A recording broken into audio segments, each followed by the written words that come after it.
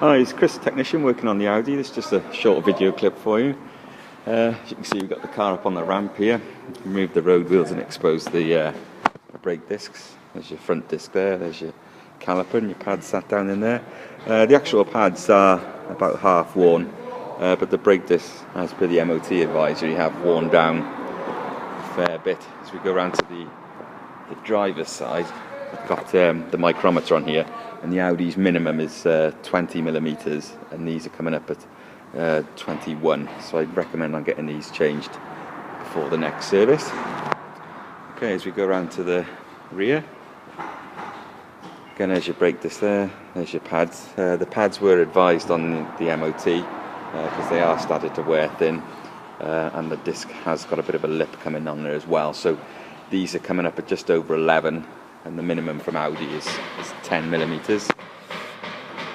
If you go around to the passenger side rear, again the same situation here. The pads are starting to wear quite low, and the disc has got some scoring and a small lip there. One thing I did notice as well when we were doing the MOT and road test is that there's quite a bit of smoke coming out of the rear here when the car is idling, especially if it's sort of from coldish before it's been driven anywhere, and it has got that sort of slightly lumpy tick over when it's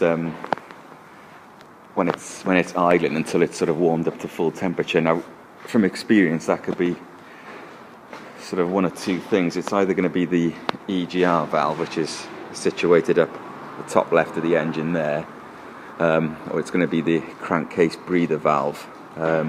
So what I'd probably do is go down the route of changing the cheaper one of the two first, which would be the crankcase ventilation valve, seeing if that sorts it, because there's quite a lot of oil build-up around the oil filler cap, so that stands to reason that there's slightly more pressure inside the top of the engine than should be, so it's forcing the oil out to the top, which sort of stands to reason as what you said, that you're using a bit of oil. Also, the only item it did fail the MOT on was the front driver's tyre. I don't know if you can see it there, if it picks it up, where that yellow circle is. That's a fair bulge in the tyre there. So, unfortunately, they don't allow you to advise them on that. It's a failure straight away. So, you have to change the front tyre and the passenger tyre as well. You can see those yellow marks there. They're nearly down to the wear indicator.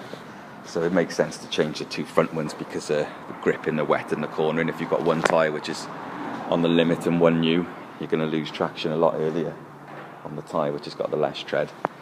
Okay, so we're going to be putting 3.8 litres of fully synthetic oil into the car and changing the filter as well.